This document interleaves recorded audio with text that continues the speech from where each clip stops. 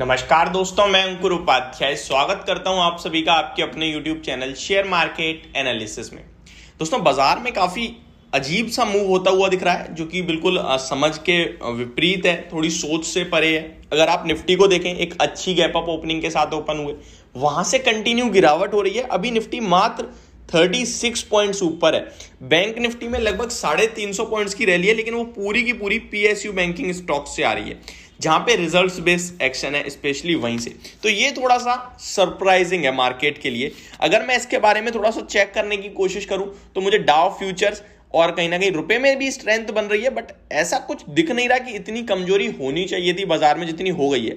अभी सेंसेक्स केवल 10 पॉइंट ऊपर रह गया है। केवल पीएसयू बैंकिंग को छोड़ दिया जाए तो बाकी कुछ भी खास नहीं दिख रहा है बाजार में, और शायद इसीलिए बाजार नीचे आते हुए दिख रहे हैं। लेकिन अभी मैं जिस स्टॉक के बारे में बात कर रहा हूं उस स्टॉक का नाम है टाटा स्टील मेटल सेक्टर से। इस स्टॉक पे मैंने कल भी बात करी थी कि मुझे लग रहा है, मैं प्रेम्प्ट कर रहा हूं कि ये स्टॉक ब्रेकआउट देगा और 105.50 के लेवल, जिसका मुझे बहुत दिनों से वेट है, वो निकालेगा और ऊपर में 109 टू 113 के लिए जाएगा। आज इस स्टॉक में ब्रेकआउट होता हुआ दिख रहा है और स्टॉक ऊपर में अराउंड 107 रुपीज पे ऑलरेडी आ चुका है। डेज हाई पे ट्रेड कर रहा है, वॉल्यूम्स भी अच्छे खासे आते हुए दिखे। अब मैं आपको रीजंस देता हूं। स्टील स्टॉक से टाटा स्टील एकमात्र ऐसा शेयर था जो नहीं चला था, चाहे आप जेएसडब्ल्यू स्टील देख लो या स्टील अथॉरिटी ऑफ इंडिया देख लो। दोनों ही स्टॉक्स में काफी अच्छी रैली हो गई थी, लेकिन ये स्टॉक ठंडा पड़ा था, नहीं चल रहा था। और रिजल्ट्स की बात है कि टाटा स्टील के रिजल्ट्स अच्छे नहीं थे, तो रिजल्ट्स जेएसडब्ल्यू स्टील के इससे भी खराब थे, लेकिन वो अपने रिजल्ट्स के बाद 10-15% भाग चुका है। तो समय आ चुका है टाटा स्टील के भी चलने का। अब किसी के पास पोजीशन है तो क्या करना चाहिए? क्या यहां भी फ्रेश एंट्री लेना सही है या फिर अभी थोड़ा सा लेट हो गए हैं? इसके बारे में बात करते हैं और थोड़ा सा डिटेल में समझने की कोशिश करते हैं। दोस्तों, बात करें अगर इसके प्राइस एक्शन के बारे में, तो डेज हाई पे ट्रेड कर रहा है 107.40 के लेवल्स पे। इसके वॉल्यूम्स पे नजर डालिए, ऑलमोस्ट 3 करोड़ शेयर्स ट्रेड हो गए हैं और अभी बाजार खुले हुए 1 घंटा भी नहीं हुआ है पूरी तरीके से। 10:14 का समय हो रहा है, अभी 10:14 का समय हो रहा है।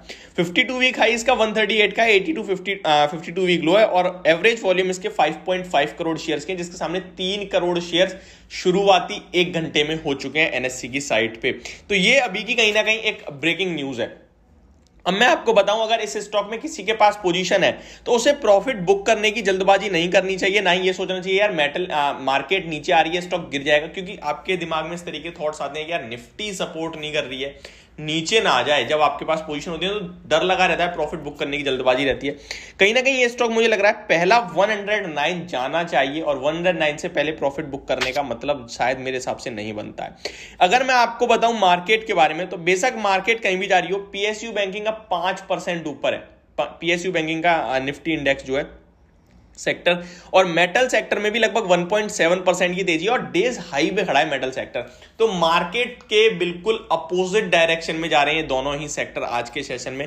और अगर आप यहां के कॉन्स्टिट्यूएंट्स देखें तो आज भी आपको तंगड़ी तेजी देखने को मिल रही है मेटल स्टॉक से। हिंडाल्को की बात करें तो लगभग 437 के लेवल्स पे ट्रेड करता हुआ दिख रहा है, लगभग 1.5% ऊपर है। जेएसडब्ल्यू स्टील 2% के समथिंग ऊपर देखने को मिल रहा है आज भी। नेशनल एल्यूमिनियम 2.25% है, टाटा स्टील 2% है, और वेदांता में आज बड़ा क्रैक आता हुआ दिखा है। इसके पीछे भी क्या रीजन है वो मैं आपके साथ अगली वीडियो में शेयर करूंगा, लेकिन टाटा स्टील अभी मैं आपको बताऊं प्योर आपके लिए मौके हैं ट्रेडिंग प्रोस्पेक्टिव से फ्रेश एंट्री लेने के लिए। लेकिन फ्रेश एंट्री के लिए आपको थोड़ी रिस्क अब बड़ी हो गई है आपके लिए, क्योंकि आपका स्टॉप लॉस दूर हो जाएगा, टारगेट छोटा हो जाएगा। अगर आपके लिए ठीक लगता है तो ठीक है, अदरवाइज आप इसे इग्नोर करें, कहीं और मौके ढूंढें जहां पे हम नेक्स्ट वीडियो में बात करेंगे टाटा स्टील का। लेकिन जिसके पास स्टॉक है 109 पहले टारगेट होना चाहिए और उसके बाद थोड़ा आपको वेट करना चाहिए, चाहे तो प्रॉफिट भी बुक कर सकते हैं और ऊपर में इसके बाद आपको 113 रुपीज तक के लेवल्स भी आते हुए दिख सकते हैं।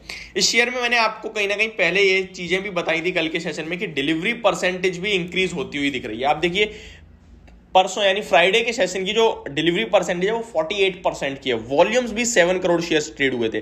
बाकी एवरेज डिलीवरी परसेंटेज देखूं मैं तो लगभग 33-32% की निकल के आ रही है, और फ्राइडे के सेशन में 48% की डिलीवरी परसेंटेज थी। यानी कि लोग कैरी फॉरवर्ड करके गए हैं स्टॉक को, यानी कि लोगों को भरोसा हो रहा है इस शेयर पे, खरीद के जा रहे हैं घर पे। तो मुझे लगता है ये डेफिनेटली आपको यहां से पैसा बना के देना चाहिए। जिसके पास है वो भी प्रॉफिट बुक करने की जल्दबाजी ना करे। और एक छोटा सा एसएल मैं आपके साथ शेयर करना चाहूंगा इस स्टॉक को लेकर, जो कि आपके लिए छोटा तो नहीं होगा, हालांकि 102 रुपीज का होगा, या फिर आप 103 पे भी रख सकते हैं, और छोटा रखना चाहते हैं तो 104 पे रख लीजिए। बट ये स्टॉक आपको डायरेक्टली इनडायरेक्टली जो इसके हाईज थे मैं आपको बताऊं, लगभग 14 सितंबर के वो थे 109.15 का, तो ये वो टेस्ट करेगा। उसके बाद अगर वहां का ब्रेकआउट होता है तो 113 रुपीज तक भी ये स्टॉक आएगा, जो कि इसके हाईज हैं लगभग 16 अगस्त के। तो ये मेरी तरफ से टाटा स्टील पर आए, जिसके पास वो डेफिनेटली बने। फ्रेश एंट्री के लिए आपका स्टॉप लॉस बड़ा हो रहा है, अगर आप लेना चाहते हैं तो डेफिनेटली लें, या फिर थोड़ा सा अगर डिप मिल जाए 106 के या 5.5 के आसपास तो डेफिनेटली खरीदें। बाकी चार्ट्स पे ब्रेकआउट है, स्टॉक 109 के लिए जाने के लिए तैयार है। तो ये मेरी वीडियो टाटा स्टील के स्टॉक को लेकर, होप आपको समझ और पसंद दोनों आई होगी। Thank you so much for watching this video. Have a great day guys.